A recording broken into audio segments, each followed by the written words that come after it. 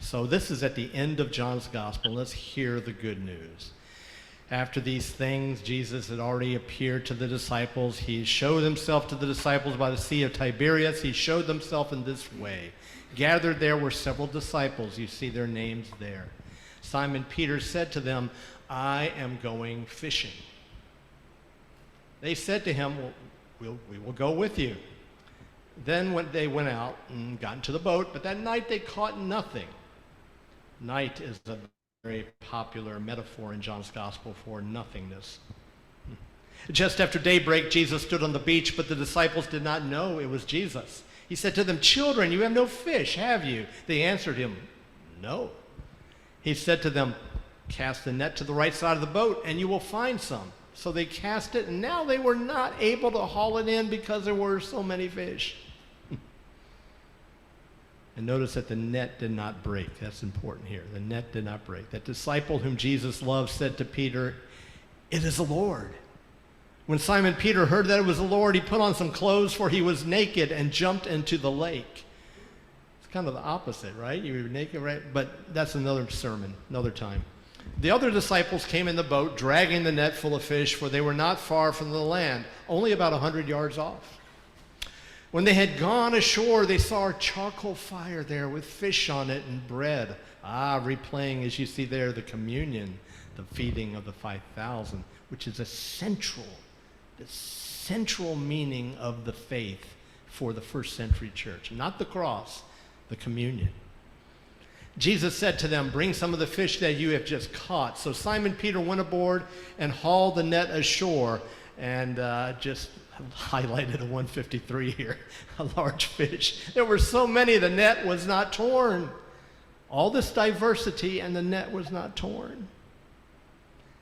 Jesus said to them, come and have breakfast. Now none of the disciples dared to ask him, who are you? Because they knew it was the Lord. And finally, Jesus came and took the bread and gave it to them. And he did the same with the fish, again, replaying the feeding of the 5,000. This was now the third time that Jesus appeared to the disciples after he was raised from the dead. And when they had finished breakfast, Jesus said to Simon Peter, Simon, son of John, do you love me more than these? He said to him, yes, Lord, you know that I love you. Jesus said to him, feed my lambs. A second time he said to him, Simon, son of John, do you love me? Peter said to him, yes, Lord, you know that I love you. Jesus said to him, tend my sheep. Jesus said to him the third time, Simon, son of John, do you love me? Peter felt hurt because he said to him the third time, do you love me? And he said to him, Lord, you know everything. You know that I love you. Jesus said to him, feed my sheep. Hear what the Spirit is saying to us, the church. Would you pray with me?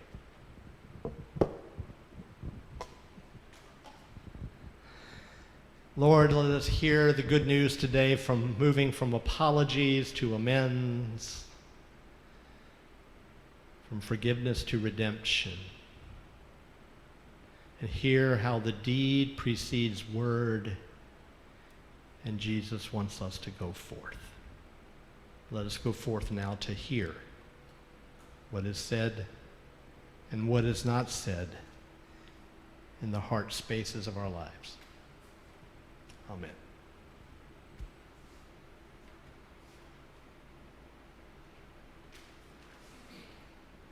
There you go. Finally, Simon Peter has found his calling. He's just experienced in the previous chapter the resurrected Christ with the rest of the disciples. They have said, we have seen the Lord. It's a miracle. And so he is transformed enough to say to the 6 of the disciples today, I'm going fishing. That's Peter's resurrection answer to, we have seen the Lord. I am going fishing. To which the other 6 say, we're coming along. Why not? They fished for a living, didn't they? Why continue to call attention to themselves otherwise? And so Peter returns home just as he did when he discovered the empty tomb on Easter Sunday. It said he went home. Just as he may have done after he denied knowing Jesus in the temple courtyard 3 times, fleeing then in shame. One could say Peter's returns home from the courtyard, then from Easter, and here today to hide from Jesus. Even after experiencing the miracle of resurrection, Peter may be still ashamed. So I am going fishing. And the others say, we are too. But there's just one problem. The fish do not bite. So yet again, the resurrected Jesus appears, reminding him through deed more than word that the big catch, which is a Jewish metaphor for the powers and principalities, the big catch awaits them if they but keep his spirit before them. And then Jesus turns to Peter, seeking 3 responses of loving allegiance to offset Peter's 3-fold denial of him back in that temple courtyard. A 3-fold response to this question in triplicate. Peter, do you love me? Simon, son of John, do you love me? Well, of course he does. So he says, his emotions very present. Peter's emotions always are very present. Yes, Lord, you know that I love you. But then the kicker, what that love is all about. Deed more than word. Peter, feed my lambs. Peter, tend my sheep. Peter, feed my sheep. Love in action. Love is action. For Jesus knows the difference between apologies and amends. That apologies are saying, I'm sorry, which Jesus does not even give Peter the opportunity to do. Say he's sorry.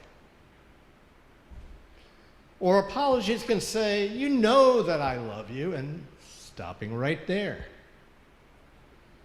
But Jesus knows what G.K. Chesterton knew when he wrote, a stiff apology can be a second insult. That there's a difference between saying, I'm sorry, my bad, or healing a hurt. From apologies to amends. From saying, my bad, to perhaps being an agent of healing. So perhaps it's not so much about forgiveness here. Jesus never offers forgiveness to Peter. Perhaps with his call for amends, we're talking about redemption for all concerned. And of course, there's so many ways our world needs amending, healing the hurt. Ways we all have denied. Ways for which we may have felt guilt, shame even. And yet, as Peter knew, or rather Jesus knew about Peter, living in guilt and shame does nothing to claim our own responsibility for the present. And don't you love that word responsibility? Our ability to respond, our freedom in the present. Guilt and shame do nothing to love the Jesus in his world in front of us. Do you love me? Feed my lambs, tend my sheep, feed my sheep. So want to compensate for wrongs? Listen to Jesus. He says, heal the hurt right in front of you. Claim the wrong, yet leave the wrong behind. Do the right. Stitch, sew, tend, feed, make amends.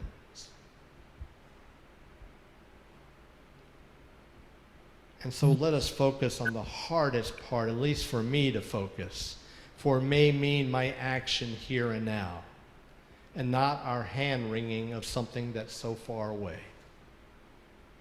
As important and essential as those things are, let us focus on our home, the healing of our community. As a church, perhaps we heal ourselves by giving ourselves in and with and for the community in toto. When our church no longer possesses the numbers or the resources to exist for itself. Maybe, just maybe, that's where we can find our redemption today. Feed my lambs, tend my sheep, feed my sheep. Redeemed, redemption. Forgiven by Jesus' love for us? Certainly. Redeemed by the actions we take to love him? Even better. Actions as a church in our community, not just among ourselves. Once again, actions of amends. Amends to our DC afflicted denials of primary allegiance to our baptism, to Jesus, and not our primary allegiance to Caesar. Amends that we make not by singing, I love and adore you, Jesus, in worship, as good as that may feel. Amends that cannot be born again of guilt and shame. Amends from finding Jesus in the cracks, stitching up his wounds, binding the brokenhearted. Not compensation for a wrong, inasmuch as healing for a hurt. Making amends to Jesus by making amends in our hurting world could be discerning how best to use our church house for our express purpose of community outreach. A couple of great ideas already. We'll see what happens. Could be sitting a couple of hours for our weekend sanctuary vigil for those who need this safe, sacred space. And many of us can tell you of how we've experienced that with people coming in. Had a Jewish couple come in recently. Can we light a candle? Sure. They came back and said, should we leave a donation? I said, well, we don't do that. It's if you wish. We came later, it was a $100 bill. That's not what we're here for, of course. But it's interesting, the people who come in and really need this place. Could be our modest support of the grocery ministry beneath us. Could be the church house, our vigil, the ministry beneath us. Could be discovering what the active practice of anti-racism is all about. And your social action team meeting this Wednesday is on one particular course of action to do just that, connecting with the all-black congregation near us. If you'd like to be in that Zoom meeting, see me later. But anti-racism can include many things. And it can include connecting the dots between white colonialism and the Israeli-Palestinian conflict. Connections a Washington Post writer bravely made on Friday. Connections that Ron has made through his research of the church. Our November 11th celebration of 300 years is 2 weekends away. Celebration of 3 centuries of the church as named for a healing pool. 300 years that then named this town. A healing pool that then named this town. Legend has it FDR sat back in his touring car and said, NIH, Bethesda, right here, healing place. So in this celebration, let's pledge allegiance to a Jesus anew. Not seeking better yesterdays. I am going fishing. But welcoming our 4th century, paying it forward, amending the world next door as we see it as we go. So BPC, do you love me? Yes. And feed my sheep. Last Sunday, Peter wept. From his denial of allegiance to Jesus, tears of hope. This Sunday, Jesus speaks, and we are all, each of us, offered redemption. Redemption that comes from stitching amends in our world, when apologies are not really needed, and being forgiven not really enough. Thanks be to God for the grace that allows us to make that amends out of a place and a space for forgiveness of us all. Amen.